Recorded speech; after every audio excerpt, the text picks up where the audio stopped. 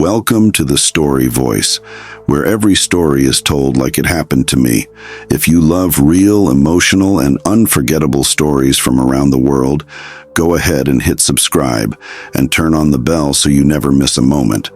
These aren't just stories, they're experiences, they're lessons, so sit back, relax, and let this one take you somewhere real.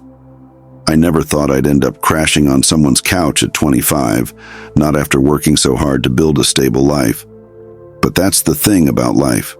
It rarely asks for permission before pulling the rug from under you.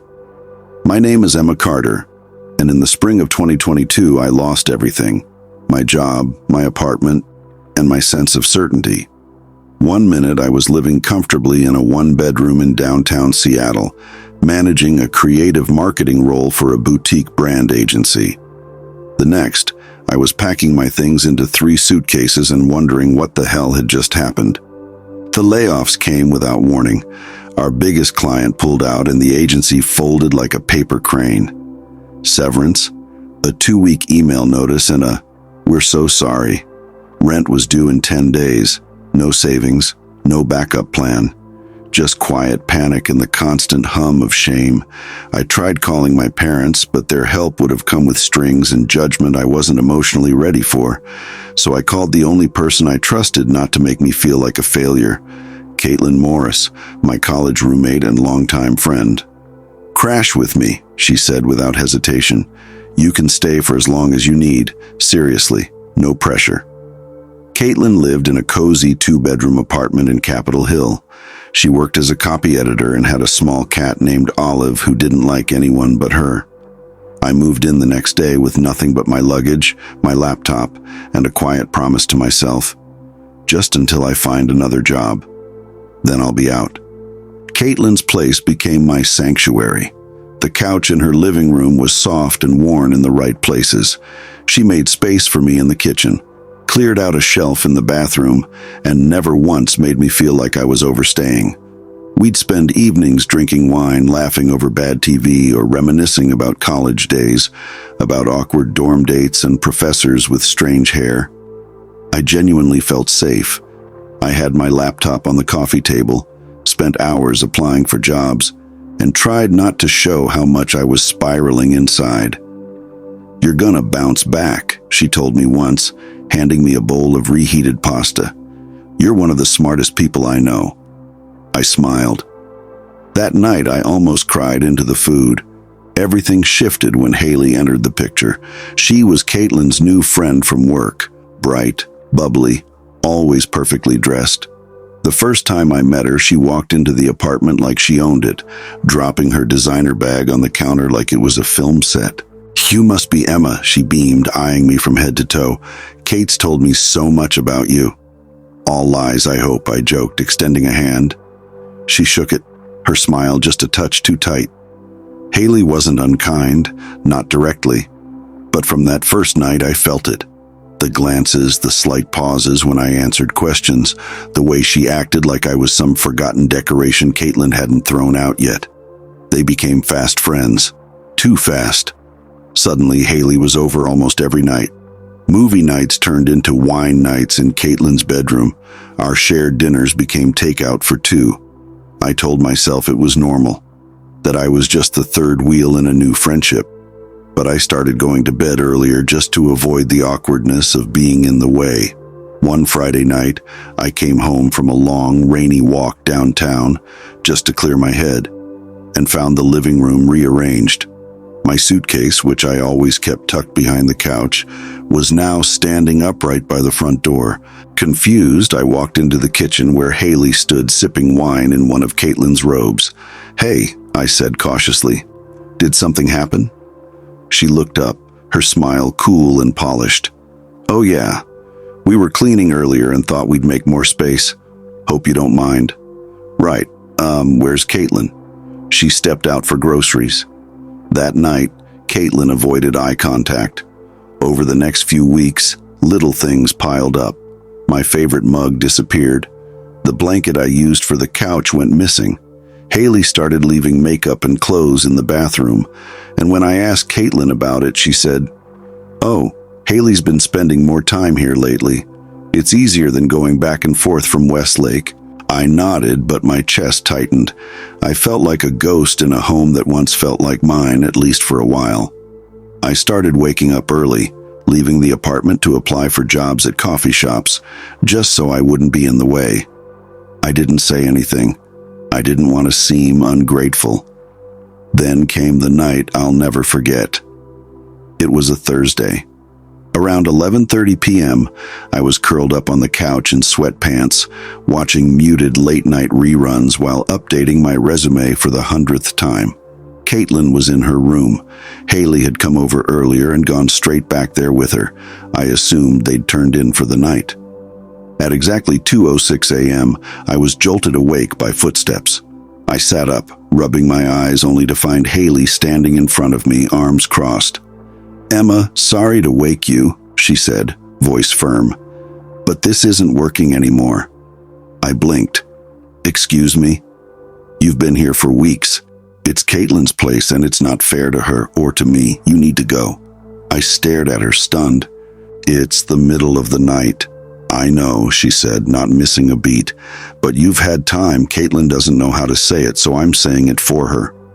I looked down at the pillow in my lap, my phone, the blanket, my only space.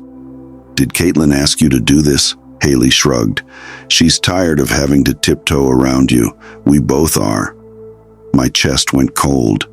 I waited, hoping to hear Caitlin come out and say something, anything. But the hallway stayed quiet. I packed in silence, threw my laptop and clothes into the suitcase, folded the blanket I always used and left it neatly on the couch. I knocked once on Caitlin's bedroom door. No response. So I wheeled my suitcase to the front door, grabbed my coat and stepped into the cold night air. Seattle rain never felt colder. I slept at the train station that night, curled into a corner seat trying not to cry as strangers passed by. I wasn't just homeless. I was betrayed, abandoned by the one person I thought would always be in my corner. But something in me shifted, not anger, resolve. I'd hit bottom, but I wasn't staying there. The train station was quiet, except for the faint sound of rain tapping on the glass panels. I sat alone in a corner booth, my suitcase tucked against my legs, hoodie pulled up, eyes open but unseeing. I wasn't angry, I was numb. It wasn't just about getting kicked out at 2 a.m.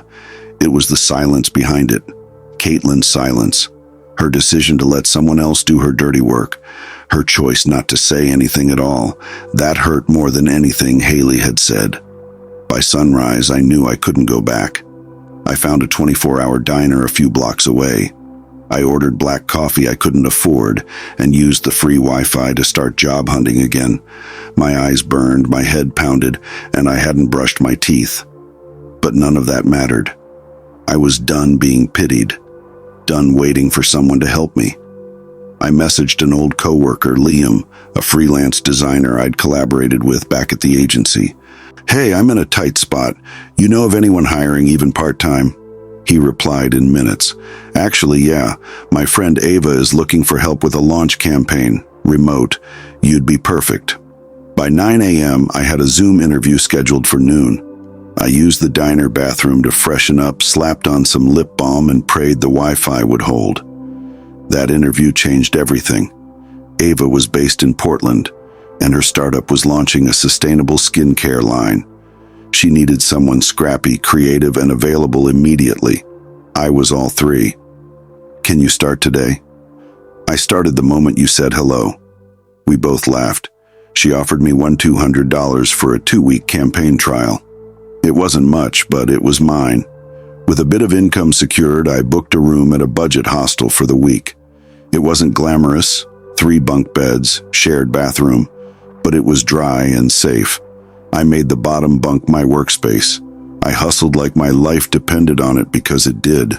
I worked day and night pouring myself into Ava's campaign, designing social posts, writing email copy, testing ad creatives, and it worked. Within 5 days, website traffic doubled. On day 10, Ava texted, "You're a genius. Want to stay on full-time?" Tears filled my eyes as I typed, "Yes, 1,000 times yes." With a steady income and a newfound sense of control, I found a small studio apartment in Ballard. Tiny, but mine. I bought a secondhand couch, a kettle, and one big floor plant I named Mercy, because it reminded me that life could still bloom, even after neglect. I didn't talk to Caitlin, didn't call, didn't text. I told myself I didn't care. But the truth? Part of me still missed her. Or maybe I missed who she used to be. 3 months passed. I was thriving. Ava promoted me to creative lead. My campaign work was featured in a marketing newsletter. I finally slept through the night. I started jogging again, something I hadn't done since the layoffs. I smiled at myself in the mirror, an act that once felt impossible. Then, on a rainy Wednesday evening, I saw a familiar name pop up on my phone. Caitlin Morris. I stared at the screen for a full minute. Then the message came. Hey, Em. I know I have no right to reach out, but could we talk? Please? I didn't reply. Not immediately. Not because I wanted revenge, but because I wanted space.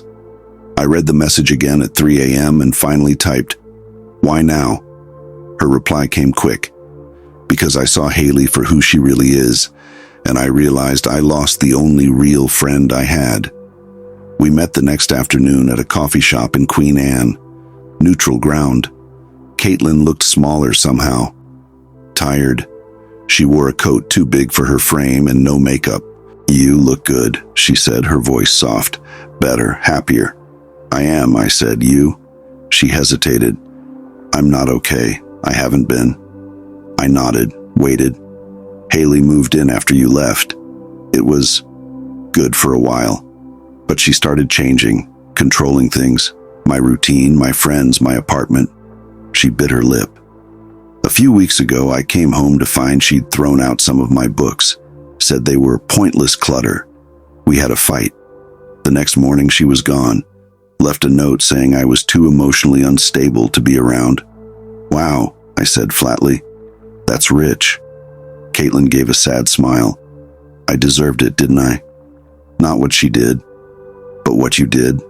Yeah, you deserve the fallout." She nodded, tears pooling in her eyes. "I didn't know how to tell you to leave, but I also didn't want you to go. I was stuck between being your friend and being afraid of confrontation. So I stayed quiet and let someone else hurt you for me." I didn't say anything. I just let her sit with her guilt. "I'm sorry," she whispered, "not just for that night, but for everything. Why didn't you at least say something afterward? Even a text?" "Because I was ashamed, and because part of me thought you'd never forgive me." I folded my arms. "I haven't. Not yet. But maybe someday." I looked at her, really looked at her. She was broken, and maybe healing, but I wasn't responsible for that anymore. "Maybe," I said, "but not today." We hugged. Not a tight, tearful hug, just a quiet one, the kind that carries both love and pain. I walked away first, not out of pride, but because I finally could. 6 months later, Ava and I launched a new division for our agency. She made me co-founder. We called it Second Light Creative, for people who needed one more chance to shine. The story of how I was kicked out at 2 a.m. became part of our brand identity. We even launched a podcast called The Couch Series, where creatives shared their lowest moments and how they rebuilt. One day I got a message from someone who had just been evicted and was living in their car. "Your podcast saved me. I thought I was alone."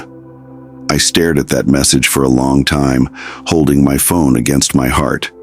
I had gone from a quiet couch to a loud purpose, and not once did I ever wish to go back. Thank you for listening to The Story Voice. If this story moved you, inspired you, or made you think, don't keep it to yourself. Like the video, subscribe to the channel, and turn on notifications so you never miss a story. And if you've got a story you think the world needs to hear, drop it in the comments. I might just tell it next.